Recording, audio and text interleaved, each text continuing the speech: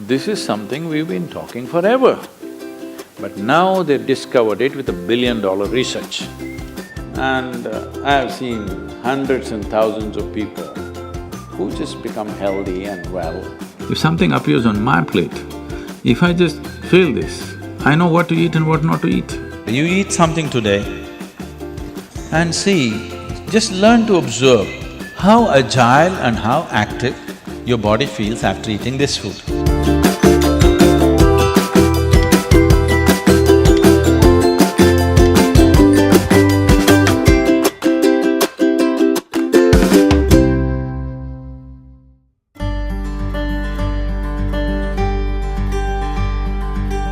The simple thing right now that's a rage in the world is, if you come to our ashram, all the people there who are physically immensely active eat 10 o'clock in the morning, 7 o'clock in the evening, 2 meals. How many doctors have been telling me that they will die of malnourishment, this will happen, that will happen, you must do this, you must do that. I eat only 1 meal a day most of the days. One big meal I eat and that's it. And doctors telling me, no, Sadhguru, the way you're traveling, this will happen, that will happen, you must eat at least once in 4 hours, something you must eat. I said, leave me alone, I'm doing fine. But now, a big university in America comes up with this called intermittent fasting. It's not nonsense, it's good, but they rediscovered something that we have known forever. Now everybody is saying there must be a 16-hour gap. Then all your ailments will go away. What the hell were we saying all these thousands of years? The simple thing is, there are many aspects to this, psychological, physiological. But now cancer is on the rise in the world. A cancerous cell is like a criminal in the society. All of us have in our bodies. Only if they become… their concentration becomes more than what they should be, or they gang up and locate themselves in one place, they become like organized crime. There are pickpockets in Kochi, I'm sure. Hello? There are small-time criminals, individually operating in twos and threes. We don't take it very seriously, we leave it because it happens. But suppose all 100 of them got organized into a organized crime, now we will crack down. Because we know now it becomes a threat to the society. Similarly, cancerous cells are like this. Criminals, they're moving around, doing some damage. Their only problem is, right now, they're generally eating about 8 to 12 times more than what the other cells are eating. So if you just give sufficient break between one meal and the other, most of them will die because they cannot survive. This is something we've been talking forever. But now they've discovered it with $1 billion research. And I have seen hundreds and thousands of people who just become healthy and well simply because they're not fueling up all the time when the tank is filling. In the yoga center, all the time people are physically active. So everybody is very hungry by the time it's 3:30, 4 o'clock in the evening, they're extremely hungry. But we learn to live with that because empty stomach and hunger are two different things. Hunger means your energy levels start dropping. But empty stomach is a good thing. In the yogic sciences, today modern science also is coming in line with this. But what we know by our experience, you will spend $1 billion to come there. Because research is all about how many $1 million, that's how it is. Your body and your brain works at its best only when your stomach is empty. So we always make sure we eat in such a way, how much ever we eat, our stomach must be always empty within 2 to 2.5 hours' time maximum. So we go to bed hungry always. People think they cannot sleep. They can sleep. On an average, for 25 years on an average, I slept only 2.5 to 3 hours. These days I'm getting little lazy and sleeping anywhere between 3.5 to 4.5 hours in spite of the level of travel that I have. When I say level of travel, if I say my level of travel in the next few days, you will fall off your chair. Yes? Should I tell you? No, not necessarily Because in the next 10 days, I'm in 5 different countries doing I don't know how many events, all kinds of events. So, you're able to keep this up simply because you don't overeat. It's very, very important. Everybody eats 2 meals. I generally eat only 1 meal, 4:35 in the evening, because I don't like to sit in front of the plate and worry about how much to eat. I like to eat well. So, 4:35 in the evening, if I eat a meal, it's only next day. Is this enough? Am I looking okay? Hello? Because any correction and purification that needs to happen in the body, your stomach needs to be empty. It's very, very important. Otherwise, the purification on the cellular level will not happen. You pile up things and then you have all kinds of problems.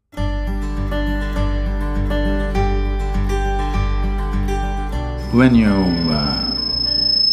you don't touch the food, you do not know what it is. If food is not good enough to be touched, I don't know how it's good enough to be eaten.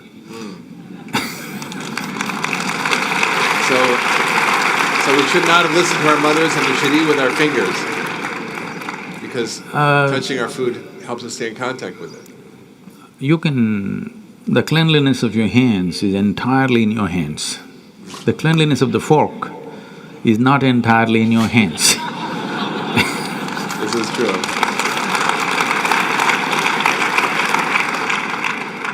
And nobody else but you have used these hands. So, there is an assurance as to how clean or not clean it is right now. The fork, you do not know who's used it, how they've used it, for what they used it. And all they have to do is wipe it with a tissue and give it to you and it looks pretty clean. Above all, you don't feel the food. The first thing that's been taught to us is, if food appears in front of you, to hold your hands upon the food for a few moments, just to feel how the food is. If something appears on my plate, if I just feel this, I know what to eat and what not to eat, what I should not eat.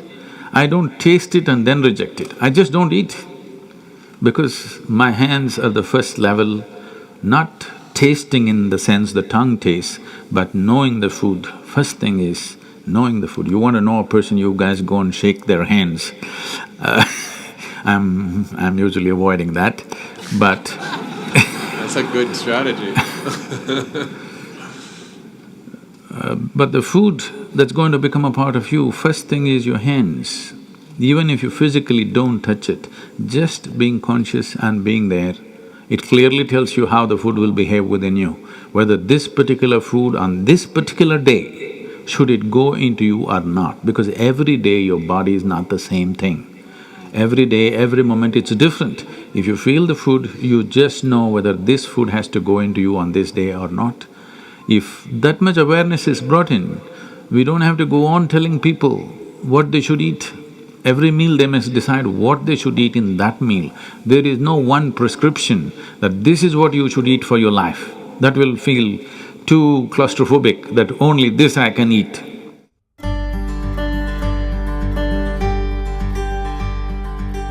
Your selection of food and consumption of food also must happen consciously. More than what you eat, how you eat it is also equally important. When I say how you eat it, these are all live substances. Every one of them had a life of their own, whether it's a plant, animal, vegetable, every one of them had a life of their own. Now in some way, you're making food out of it, you must consume it with utmost gratitude. If you approach it with a certain sense of gratitude and reverence towards the food that you eat, when I say reverence, it may feel like too much for you, but I'm asking you, let's say we put you in a room and you had nothing to eat for 5 days. If God appears in front of you, what will you ask for? Food? So that's how important it is.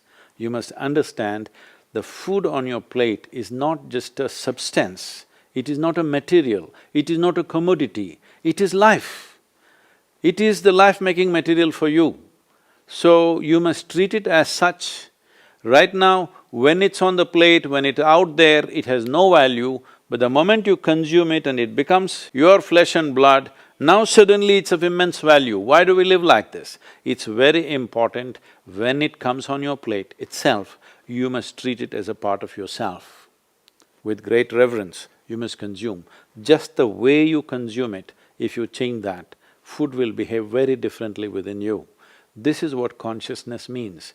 If people say your consciousness has no impact on your life, only chemical structures have impact, I'm very sorry for them because that's not how life works.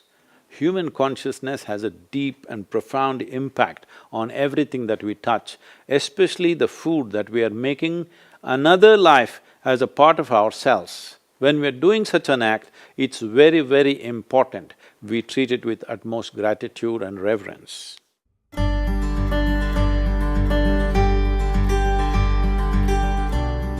I want to tell you, there is no such thing as good habit and bad habit.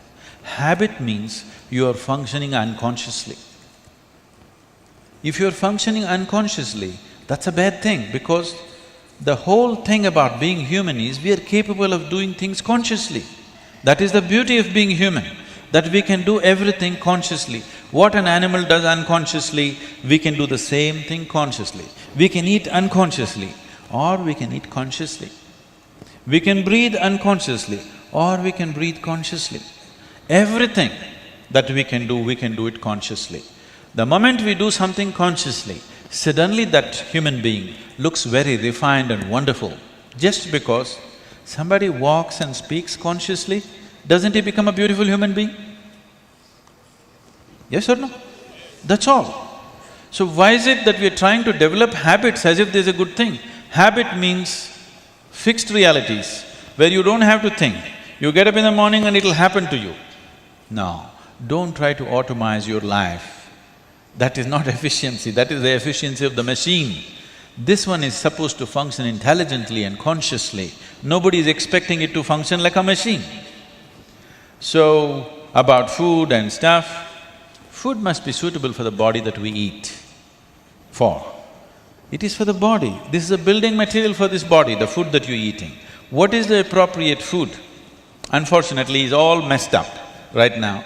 Traditionally, we ate very sensibly in this country, but these 1,000 years of innovations have brought other kinds of food cultures, and today the national diet is pizza or pasta. What is it? Which is one? I don't know. Both were competing.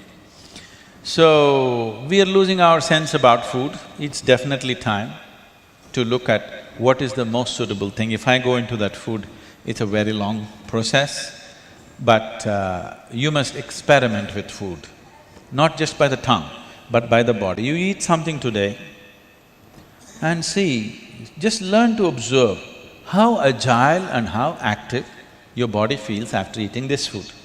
If it feels like it wants to go to the grave, that's not good food. If it feels like it wants to be alive after eating this, except coffee, because that's a stimulant. If you eat food and your body feels very agile and alive, that means it's good food, body is liking it. If you eat something, it feels dull, that means it's not liking it, it's having difficulty with it, that's why it feels dull. So just on this basis, there's a much… this is a very simplistic way of putting it.